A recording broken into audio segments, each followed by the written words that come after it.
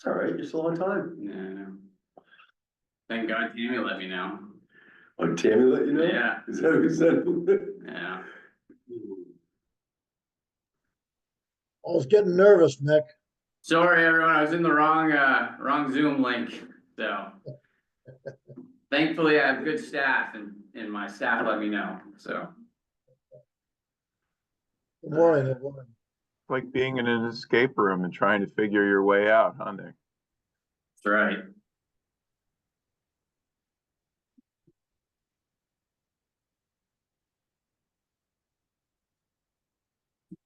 Morning. Hey, Dan.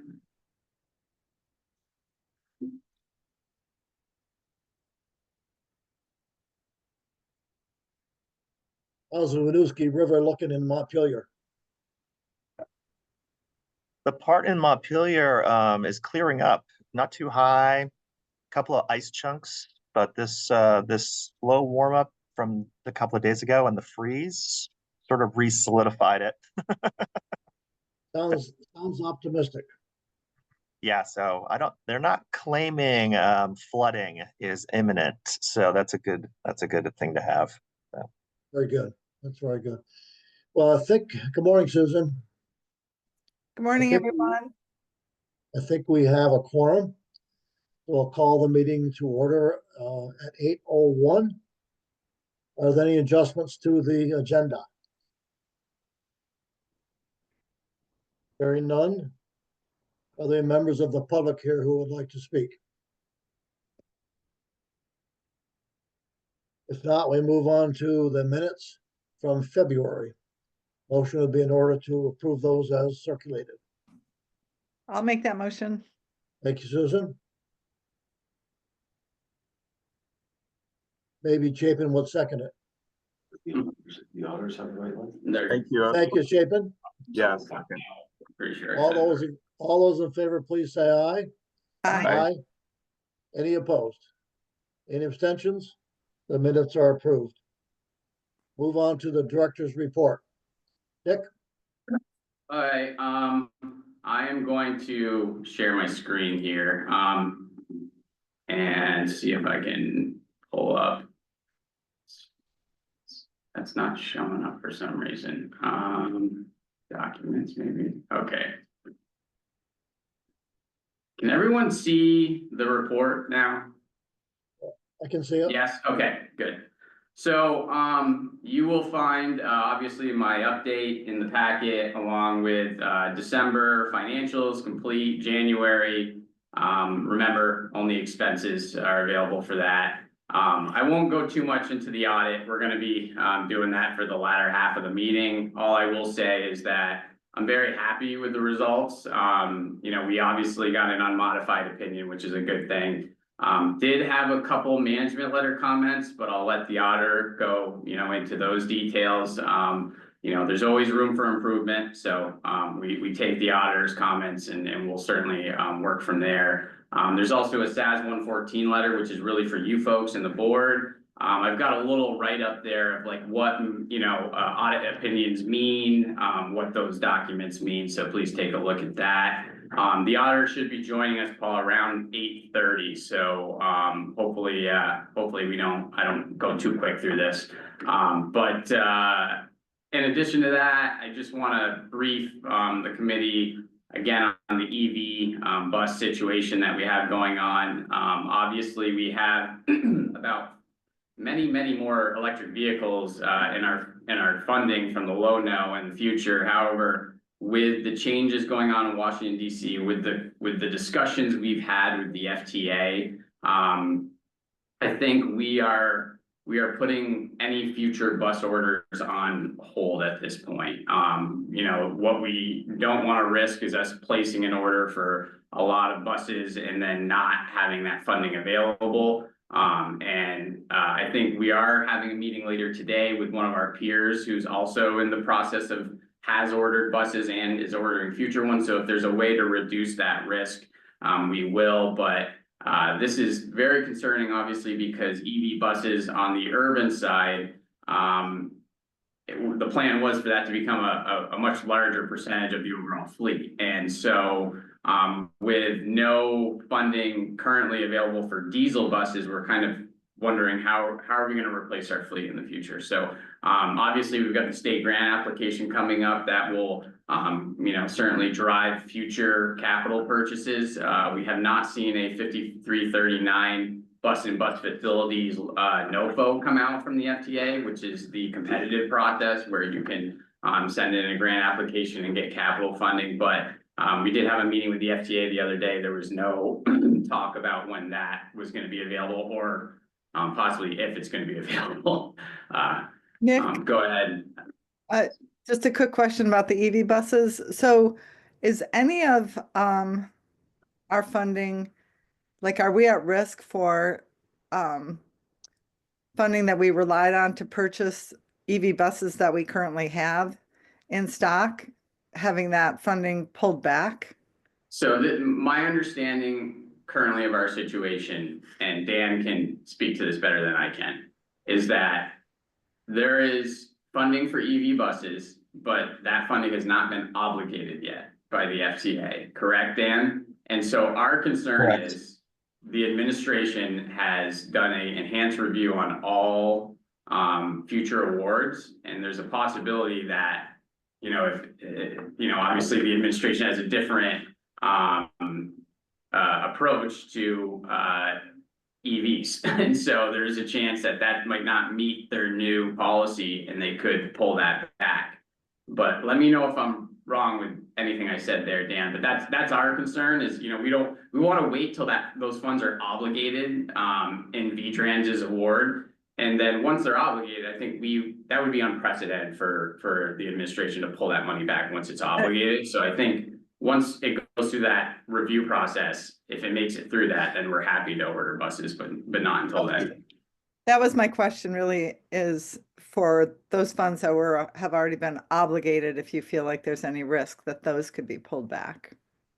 No, that's unprecedented for something like that to occur, but we are also living in unprecedented times. So, I don't wanna say it's impossible. There's things have changed. Yeah, so if there's no more questions on EVs, I'll jump to the next. Did you have anything else, Susan, that you had a question on? No. Okay. I do the only want other to, thing- if I could just interject for a moment, Nick, Sure. not to throw and I'm sorry that I'm off speaker. I'm in the middle of getting my teenager to school. The one thing I do want you to be aware of, Susan, and not to get too political, but Project 2025, one of their recommendations is zero funding of all public transit, federal public transit. And so, one of the things that we need to start thinking about is what will happen if we suddenly find out that, our 5307 or 5311 programs are going away. And so we do have some very concerning things that we need to, start preparing for.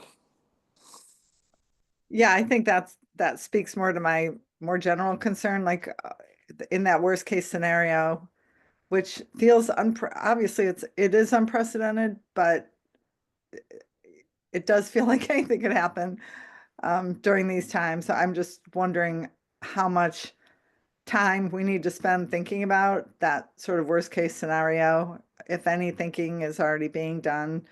I don't want to get us too off track, but it's certainly something that's on my mind. Susan, sorry, I Mike. suspect that we'll be talking about this at the April board meeting. Hopefully that's not too late. But yes.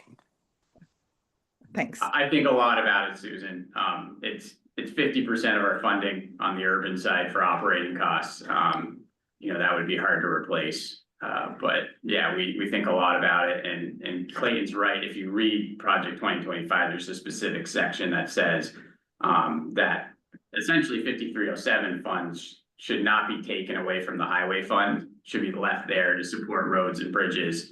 And essentially, if you want public transit in your community, you should pay for it yourself. And so that would be a very different, there'd be a very different GMT if that policy was put in place. Yeah, and I don't know, it just seems really important, especially in the context of the decisions that we're faced with today, about what GMT structurally looks like. So, I just want to make sure that's part of this whole conversation.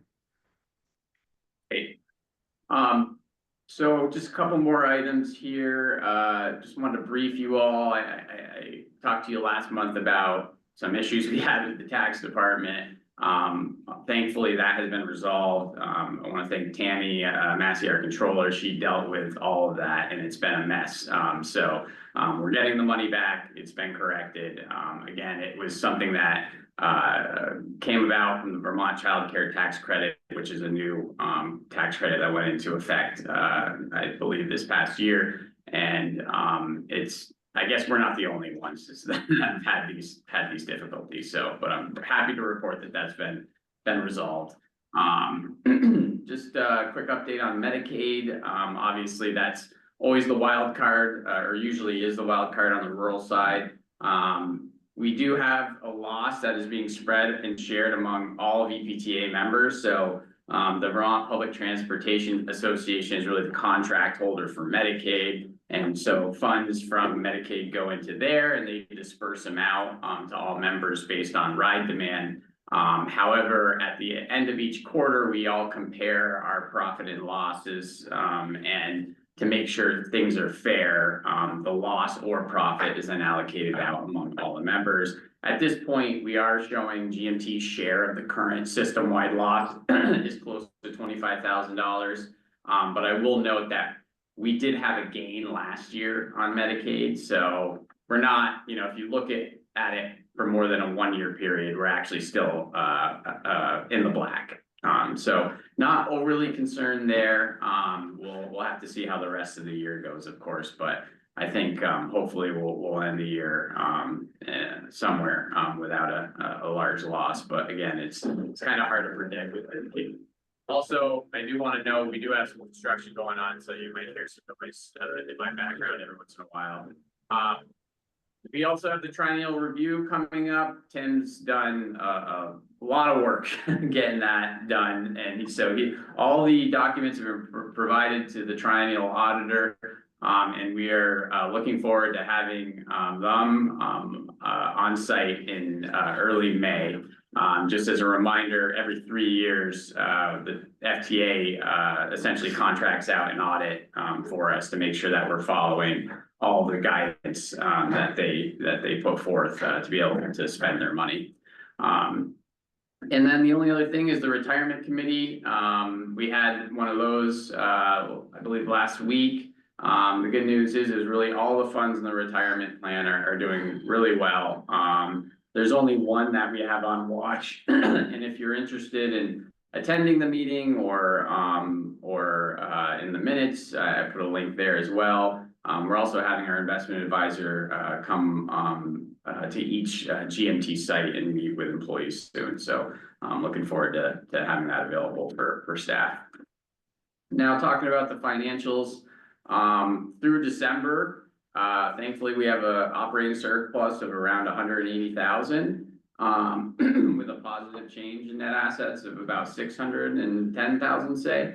How that splits out between each division is obviously we usually see not a huge swing from zero on the urban side, just because essentially we bill, we just get reimbursed for our expenses, but because of timing and sometimes unallowable costs, there are small deficits and gains. But 26,000 operating surplus on the urban side, which is good to see. On the rural side, much higher, about $154,000 operating surplus. Really, that's due to all the local money flowing in from the ski resorts because of seasonal service, as well as we've had some decent share of operating revenues on the rural side. Whether it's investment income or whatnot, those are really kind of also driving some of the bottom line increase there. So I think we're in a good place for both divisions. I guess a couple points I just make on the financials is that, one, we appear to be on track to achieve the savings in FY 25 that we are hoping to achieve. It was about, I believe, a little over $200,000 is what we were hoping to save in 5307 spending from the service cuts that were put in place in FY 25. I think we will achieve those based on what I'm seeing right now. But again, we're only halfway through the fiscal year, so things can change. Two, if you look at January expenses, wages are higher than the benchmark. Couple of points there is just that there were 3 pay periods in January, so that certainly affects things. The other thing is that there was a pretty large bonus that went out in July, so we're still kind of you need to account for that as well. And then 3, we are seeing higher overtime in the operations supervisors side on the urban side, so that's certainly driving that, and we'll have to take that into account when we do FY 26's budget adjustment. And then last thing is the Actually, bottom line. Nick, before you move on, Yeah.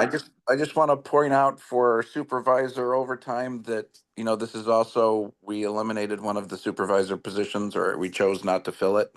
So I would, imagine that increased overtime is a natural cause of that savings. Yeah, agreed. And then the only other thing is I would just say that we are doing a pretty good job so far this year keeping up with depreciation in terms of reinvestment in capital assets. So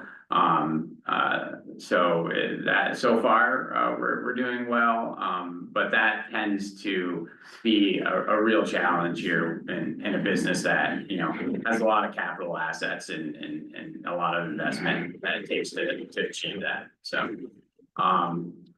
really that's all I have, unless anybody has any questions. Like I said, the financials are in my report. And I apologize because of the audit and us really needing to get that through the process. I was planning on doing one of my more in-depth quarterly reviews because we're at December, so that's Q2. So we'll just plan on doing that for January's financials. So I'll be doing a much more in-depth review of our financials for that. So anybody have any questions? Questions for Nick? I know one of the things we've had trouble with in the past is if we don't keep our capital assets up to par, we start having higher maintenance costs. You see any indication that may be an issue going forward? It really all kind of depends on 2 things, Paul: the funding and the staffing able to get the purchases of the assets and the work that's needed to be done. I think the staffing is there. We now have essentially 2 people in capital, which is great. It's always going to be the money now. Are we able to keep the bus purchases up? And that is certainly one of the top issues that we have in the future, especially if we run into problems with the EV money not being available. That's going to be really challenging if those funds are taken away. So. Can we pivot from the EVs to diesel quickly if that turns out to be the problem? So if we pivot, it's not going to be a huge problem. It's again the money. Like, does VTrans have the funding available to purchase EV or purchase diesel buses, or is there even a 5339 grant put out there so we can apply for a competitive award to get funds for diesel buses? It's not really the ordering or implementing. It's again, it always goes back to, is the money there? And we certainly have the local match to be able to support that as well, but certainly we don't have the balance sheet to be able to pay 100% for diesel buses. And Tim and Nick, we would have expected that 5339 application to already be out by now, right? I think it usually is, but I think sometimes it can be a little bit later. Certainly the longer it goes, the more worried we get. Yeah, we're also still waiting on the formula apportionment for our 5307 funding, which we've gotten a partial apportionment, but we have not seen the full apportionment come out yet. Just to remind everyone, the federal government is yet to fund the full transportation budget. I think they're trying to resolve that by tomorrow. So that'll be a good sign then. Hopefully we should see things shortly after that. I'm really glad we have no issues to worry about. Questions for Nick? I think Yeah, Michael's Nick, got a question. Paul. sorry, I joined a little bit late. I just wanted to clarify. I know we have some EV buses. We were going to put in orders, or we were suspending whether we'll put in orders depending on whether these funds become available, or we're going to even make a decision whether it makes sense to walk down that path if there are EV funds. I'm just in my particular municipality there, this is a big issue for them. Sure, no problem, Michael. So the issue right now is that the funding that has been awarded for EV buses to V-Trans is in the process of being obligated. It's going through that enhanced review by the Washington administration or the federal administration. So we just want to wait until those funds have gone through that review and are obligated. We're a little concerned based off of, what we feel the administration's approach is to EVs, that they might swipe that money back. But if it makes it through the process, then I think, we're happy to place the order once they're obligated, but we just have to wait until that's done. And thank you. And just clarify, we have how many EV buses do we have in our system? How many would be ordered if this money does go forward? And what percentage of our system would then be covered by EV buses? So my understanding is we have 7 right now, 2 of which don't work. And I don't know if Matt's on the call or not, but he can answer those questions better than me. But that's what I believe we have. I think that's pretty correct. We were gonna place an order for another 5, but that's what we put on hold, because the funds haven't been obligated. And then, I'm sorry, I do not know how many more are in that grant, Dan, do you? 12 more. 12. Yeah, for a total of 17 on top of the 7 you already have. Okay. And so as a percentage, I believe our fleet is like 60 something, 65 buses, I believe. So like maybe around a little less than 10% or something right now. And then hopefully that would double as we continue to grow and replace. So okay, great. Thanks, Nick and Dan. You bet. I'm just curious, we've got 2 large Proterra paperweights. What are we gonna do going forward with those?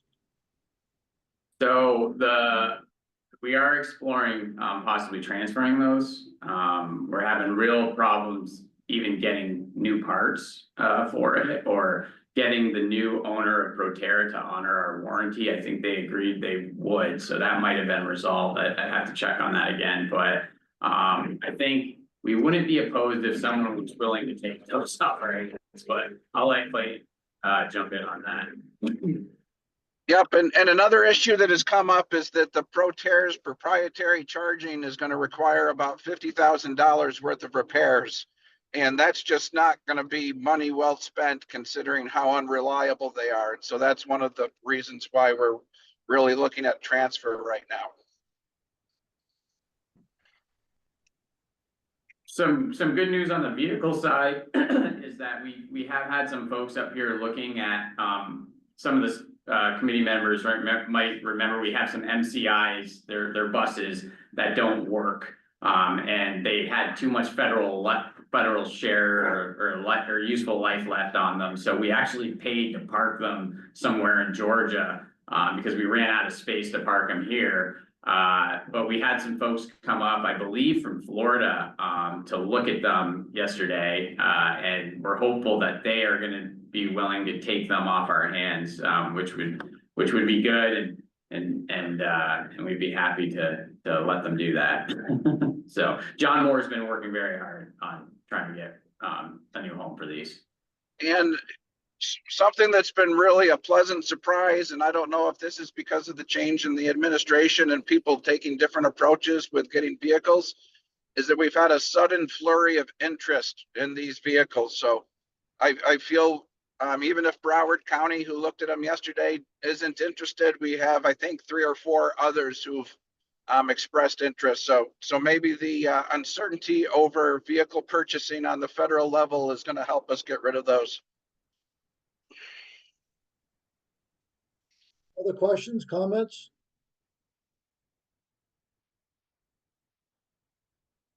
I'm not aware that our auditor is here yet. Nick? Yeah, I believe they are here, Paul. Sam and Heather are here. So, So if there are no more questions for Nick, then let's move on and get the report from the auditors. right.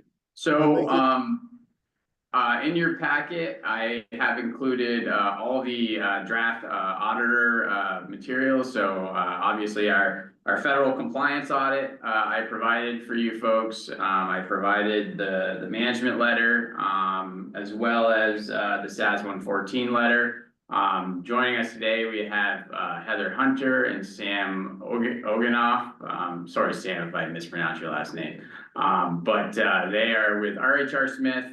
We've had a very long and good working relationship with RHR. They were the auditor before I got here, and obviously we recently signed last year a new 5-year contract with them. But I will turn it over to Heather and Sam and let me know if you need me to pull up the PowerPoint or anything like that.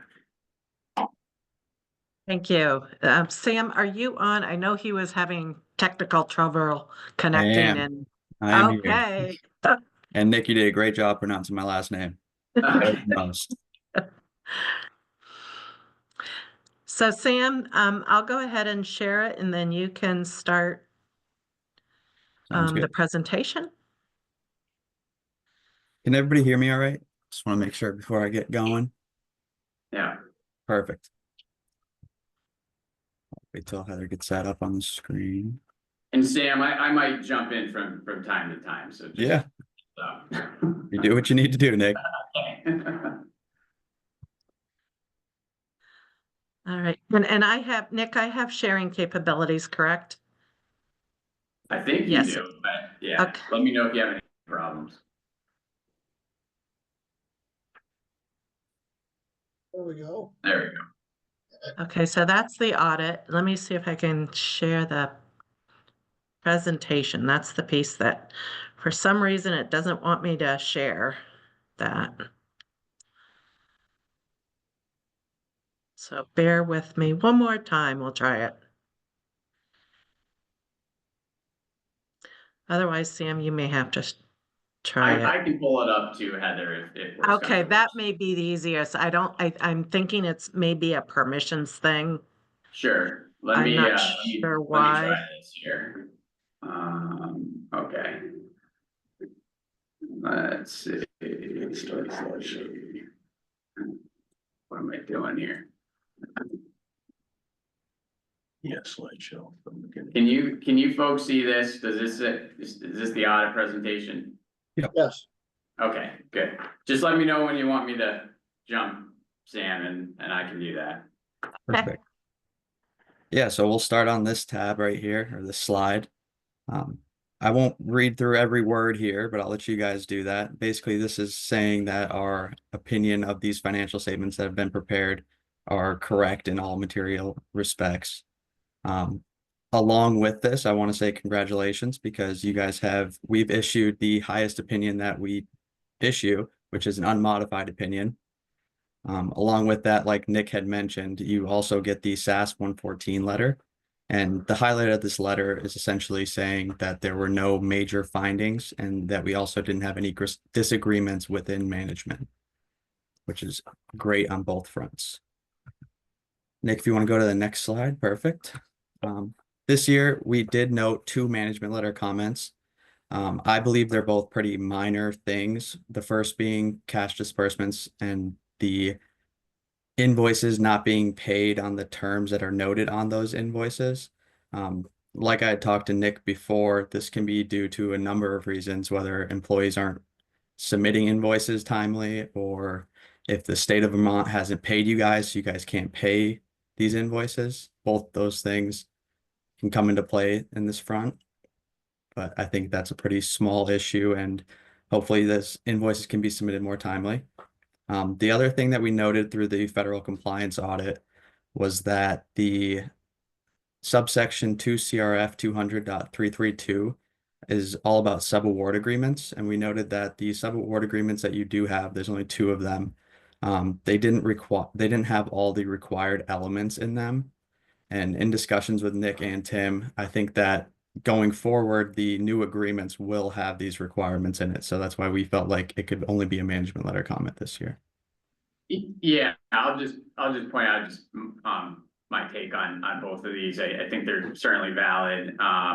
We run into issues, either it's folks are not sending the invoices to the finance department on a timely basis, or like Sam said, sometimes on vehicles, we will get invoices and we won't be able to get the billing done and the funds to us within a short time span, and we don't have the cash flow to pay for those vehicles. So we try to get, as soon as we get the vehicle invoices in, we try to get all that packaged up in advance so we can send us the money and we can pay the person, but sometimes that takes time. We are working, to try to make everyone aware that, is a check signer or an invoice approver, that, really is important to get these turned around so we can avoid fees or any hit to, really our reputation or credit rating.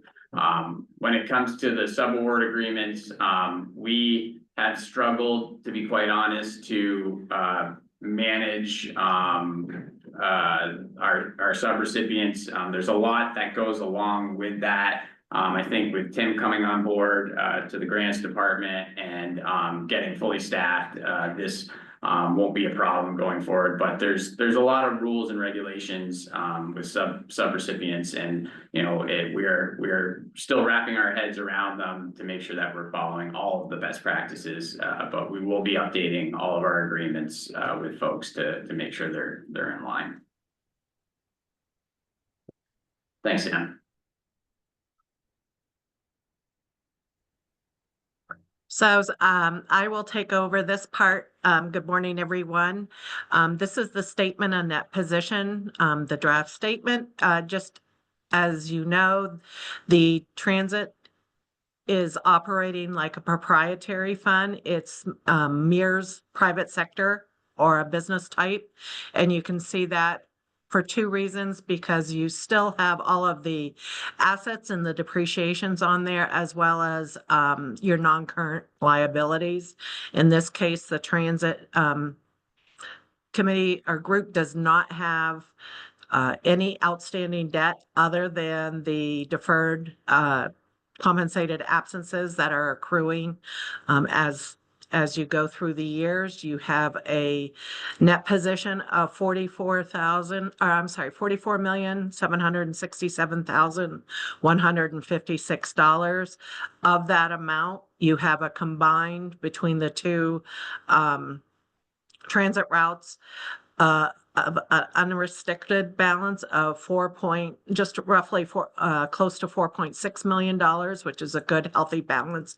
It gives you some financial flexibility as you're waiting for reimbursement or payments from your various grant sources to still continue some of your operating costs, particularly payroll, your accounts payable, and so forth. So that is a good thing to have. It shows you your ability to cash flow your operations as you move through this. I agree with Nick's comment right now. It's unprecedented political times. So as you navigate the next couple of months, I'm sure you will be following this closely and seeing what happens as things move through the process in Washington. So Nick, I'm all set with this slide if you want to. Great. I'll just make a couple comments, Heather. So I just wanted to know, if you look at our cash and investments, there's pretty dramatic change from last year. We had to shift some of our investments back into cash, because we didn't have all of we were waiting on some grants to be activated so that we could actually draw those down. So that's why you're seeing that change. I do want to point out, as Heather says, we don't have any debt per se on the balance sheet. But we do have a large amount of accrued compensated absences, which is CTO. And you can see that grew from 917,000 to over $1 million over 2023.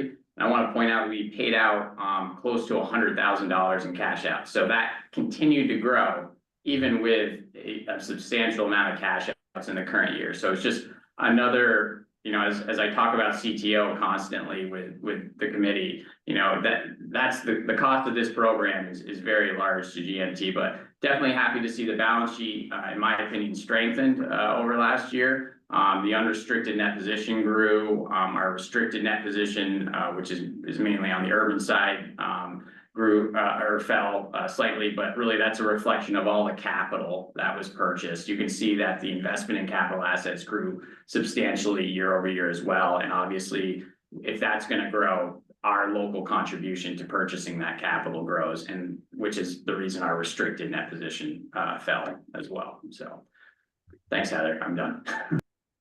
No, it's okay. They'll see some comparatives, so that will help illustrate that too. So that will be helpful. If you want to jump to the next slide.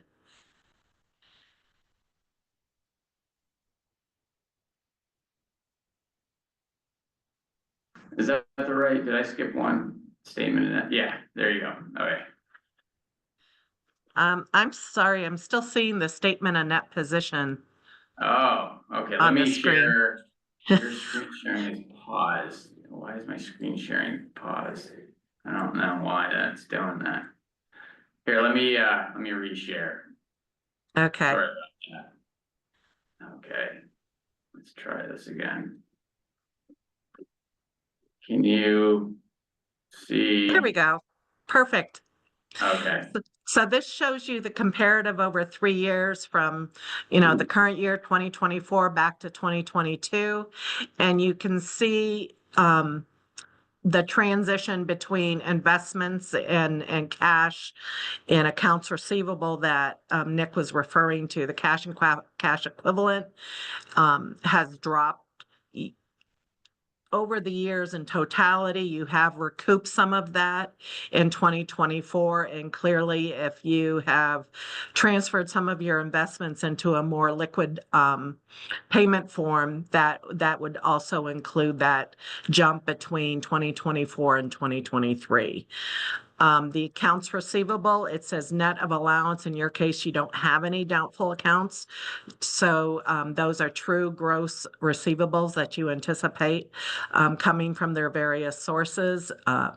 Again, that fluctuates from year to year, depending on what programs and what grants are outstanding at the end of the year that you're going to receive in the subsequent year.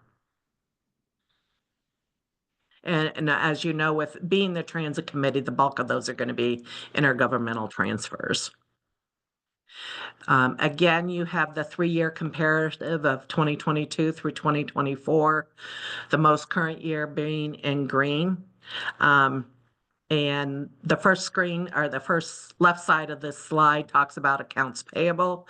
Accounts payable will also fluctuate year to year depending on what projects, what purchases you have close to year end, and that haven't actually made it through the full payment process. So at this year, you rose slightly over 2023, but clearly a significant change from 2022.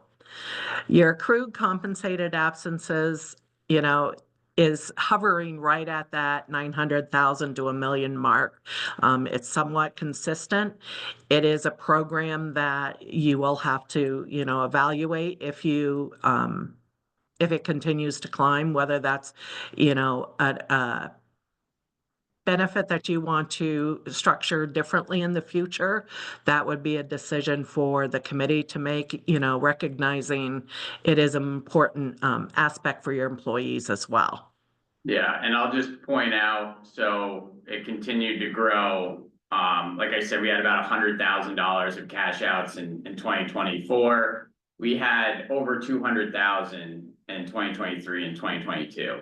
So it just goes to show, you know, the growth of this program, you would have thought you would have saw some shrinkage in that, but obviously as pay rates rise, there's a change to that, and as well as we made some changes to that program to be in compliance with GAAP. For many years, well, for all the years before, we were not taking into account other liabilities that are a part of that benefit. So retirement match and payroll taxes, we were not accruing that as part of the liability, and we should have been. And we took that into account last fiscal year, I believe. So that obviously had some effect on the growth of the liability as well. So thanks, Heather. And Nick, to your point, that's a recent change, so that everybody is facing that jump to incorporate all related fringe benefits with these accrued compensated absences. So this is your net position as it's broken down. This is your urban side of the house. So your restricted, your unrestricted, and your net investment in capital assets. The accounting regulations require us to report the net investment in capital assets separately because they are not liquid funds to be able to sustain your operations if needed. So that's the capital assets, net of any accumulated depreciation, and typically it's net of any outstanding debt. In your case, that is not applicable. So you see that grew this year based upon purchases that you've received for capital improvement program. The unrestricted fund balance for the urban side of the house, that has stayed, you know, relatively constant. You have a couple $100,000 here and there between the fiscal years. Again, as you know, that covers your local match for future grants and opportunities that you may have. And I'm sorry, I flipped those columns. So the unrestricted is hovering right around $2 million. The unrestricted is right around the $1 million mark. That funds roughly about a month and a half, 2 months of your operating costs. So again, that's a good, healthy fund balance for you to look at. It provides you some financial flexibility and the liquidity needed to weather the time gap between, or the payable gap, if you will, between when those invoices are due and when you'll be able to draw down those funds in order to satisfy that.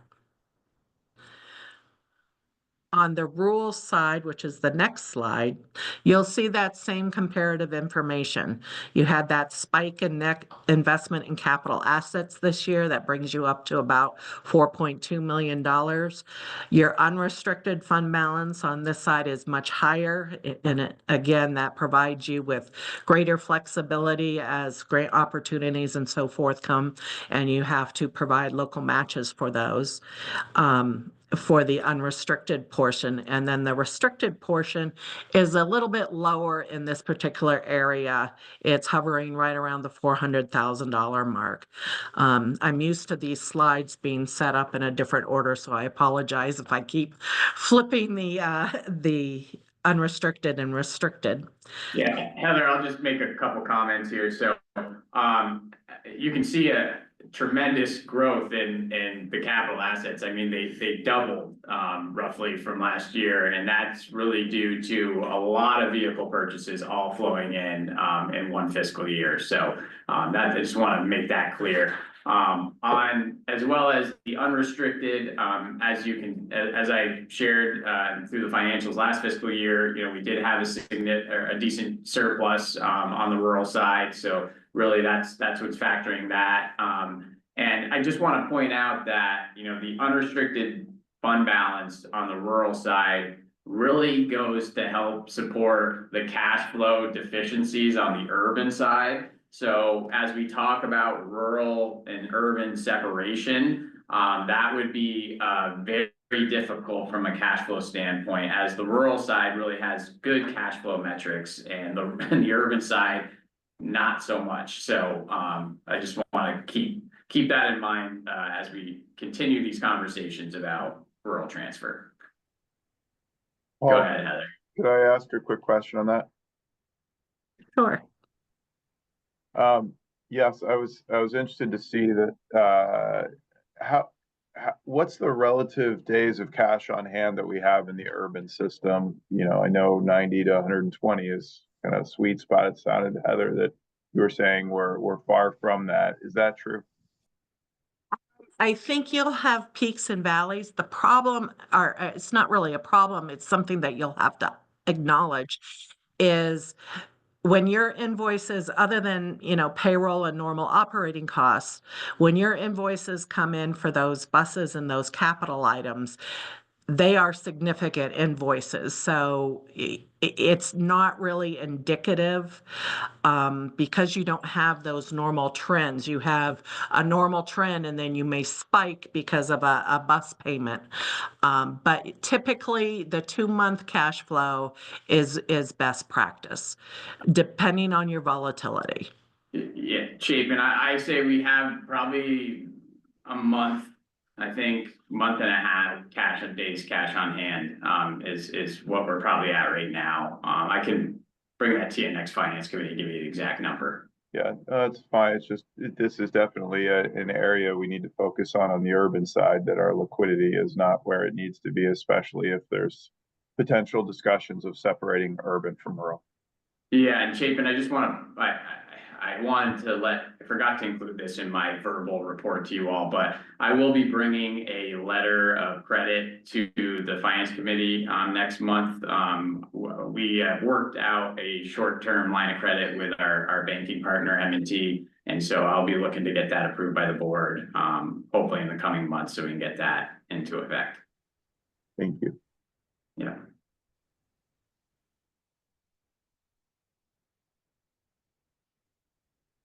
So this is the P&L side of the house, the profit and loss side of the house for your fiscal year, and it's broken down between your urban and your rural, and then the total as compared to FY23. So you'll see your operating revenues, you know, the urban revenues are right there, but so are the expenses. So when you're looking at an operating income or loss, that portion of your business activity is actually operating at a loss. Usually you will see that operating at a surplus, and then you may, once you take into consideration non-operating revenues, expenses, typically depreciation expense, it may fall into a operating or a net loss situation. But right now, your revenues are not sustaining your operating expenses on the urban side of the house. When you look at rural, as Nick mentioned, clearly that is your more profitable side of the entity, where you have $660,000 in a surplus for operations. But as you go down and take into consideration your non-operating and non-operating revenues and expenses, you still have a surplus in this category, which is very good. And then you have your change in deferred cost pool. That is your ins and outs for your indirect costs sharing or allocation that you are provided for the opportunity with your federal grants to recover some of those monies, leaving you an overall change in net position in this fiscal year of $9.96 million, that you increase your overall fund balance between the two entities. You'll see that at the bottom in the third column there. And if you compare that, I'm sorry, Nick, I had an afterthought. Sorry about that. Okay, so when you look at that compared to FY23, you know, that's a $10 million swing. So that is something to look forward to, and is in this climate right now, it is hard to do, recognizing the bulk of that is going to be in your intergovernmental purchases and regulatory agency contributions for that. I just So Nick, want to jump in real quick, Heather. So that change in net position of 9.9, I would say 8.9 to 9 million of that is just capital. So that's Yep. just the change in our capital investment in the equity section. There's not, the lion's share in that is not increased to unrestricted net position or anything like that. So, but it's good. It means we're keeping up with our capital or with depreciation, catching up at least, because we had a shrinkage of our balance sheet in the year in FY23 and the year before that because we didn't keep up with capital or depreciation. So it's good to see that. yes, exactly. And that's what I was inferring with that. And you saw that on the prior slide with the clear green jump in the current year and that net invested in capital asset in your net position. So yes, Nick, there we go. So here is your total revenues broken down by source. So you can see percentage wise that, clearly your two largest areas are from various sources of grants and intergovernmental. So your federal subsidies are right at 27%. Your other grants are at 30%. Your purchase services, which is not unusual for transit committees, are running about 12%. And again, that ridership has to be, and it has to be a cost benefit for those customers taking the ridership for those revenues. So most transit systems that you're looking at clearly have the lion's share of their grant revenue either funded through our intergovernmental revenues, either funded through grants, or in some cases, local municipalities, it's a joint agency, so some of their tax dollars actually go in to help their transit system as well. So, that is in line with what you see with other industries in the transit community. On the next slide, you'll see your expenditures.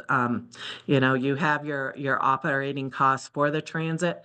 If you look at your financial statements after the footnotes, you'll see these are broken down in quite a lot of detail. It's a similar format that Nick includes in your financial package. So you can see the operating costs climbed by about $5 million this year. Again, with the cost of fuel, the cost of labor, all of that follows what is being experienced by other transit agencies as well.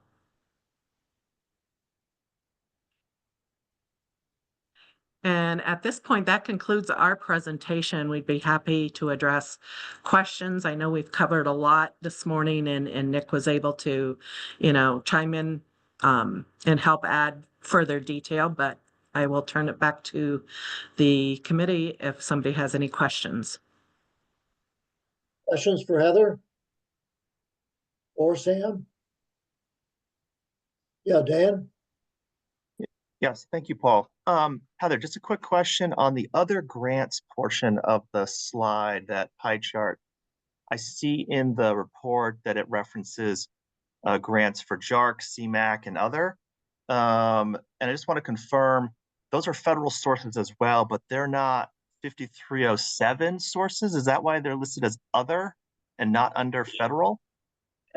I can help me answer that. understand Dan, it's really it's federal money. I mean, we probably should have combined that into the federal portion, but in our financials, we separate JARC, PM, CMAQ into other federal and state grants, and we probably should have added other federal grants as well. But it's a little confusing. We'll make that update for next year's presentation. Yeah, perfect. Sorry, I read other grants and I'm like, wait, GMT gets other grants? That's really cool. Where are they? What are they? That's all federal money from you folks. So yes, Cool. thank you. Yeah. Perfect. Thank you so much. Any other questions for Heather or Sam?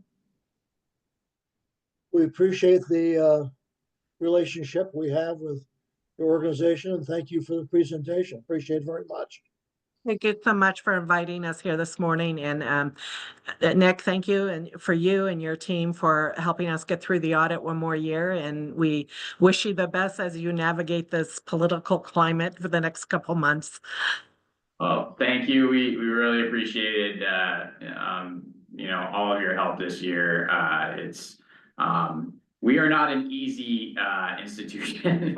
We got a lot of different fund sources, a lot of different grants, and so we appreciate you folks always being there to help us make sure that, we're following, everything, correctly, so.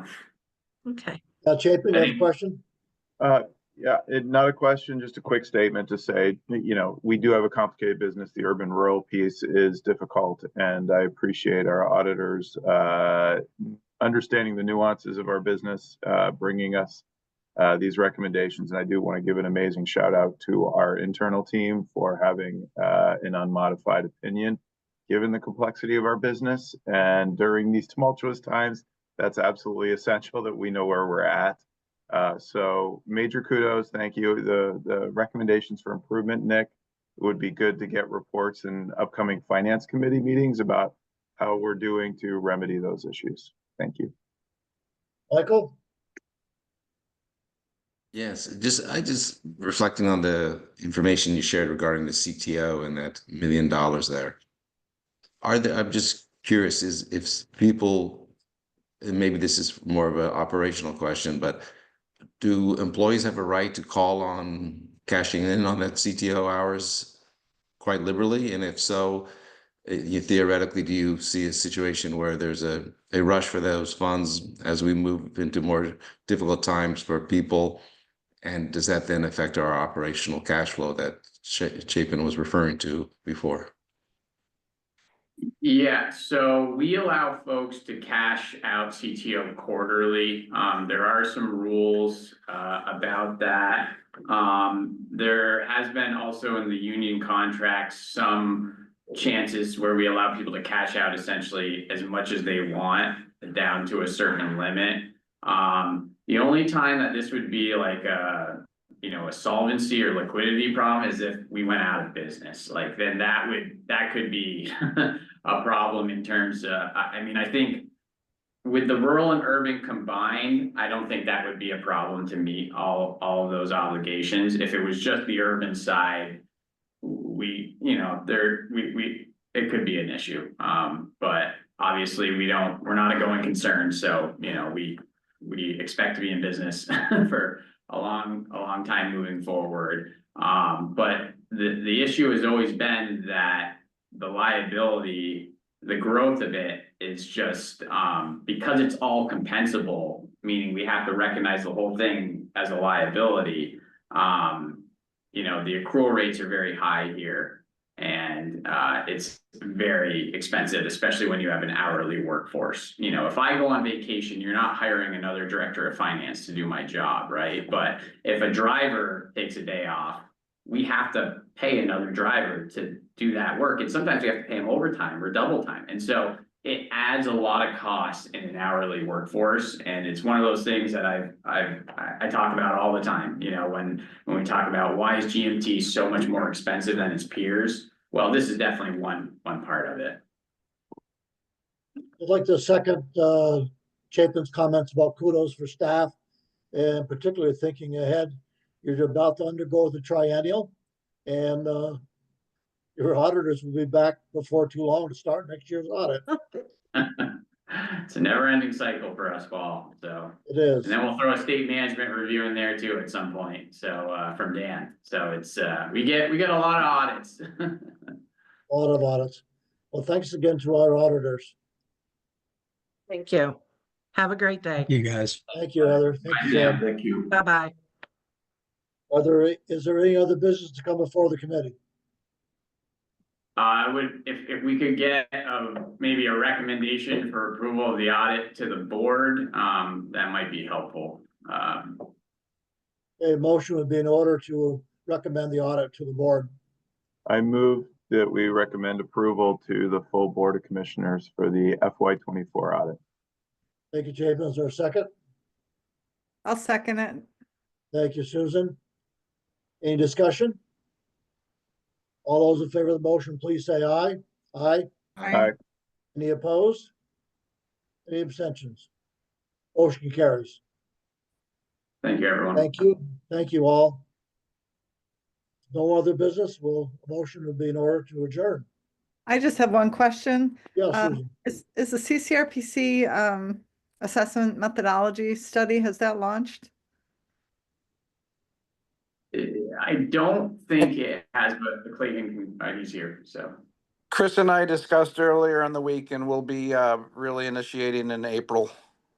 Unfortunately, there's things that we've been focused on with our Milton and St. Albans link combination that's been taking longer to figure out. And we may have to delay that from June until August. And so, but right now, the bottleneck is just the size of our planning department, which I'm happy is growing, but for right now is challenging. Okay, thanks.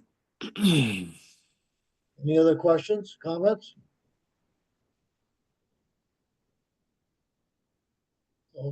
Do we have a motion on the floor to adjourn? Not yet. So move. Thank you, Michael. Is there a second? I'll second it. Thank you, Susan. All those in favor of adjourning, please say aye. Aye. Aye. Aye. Anybody opposed? Any abstentions? We stand adjourned. Thank you all. Have a good day, everyone. Thank you. Cheers.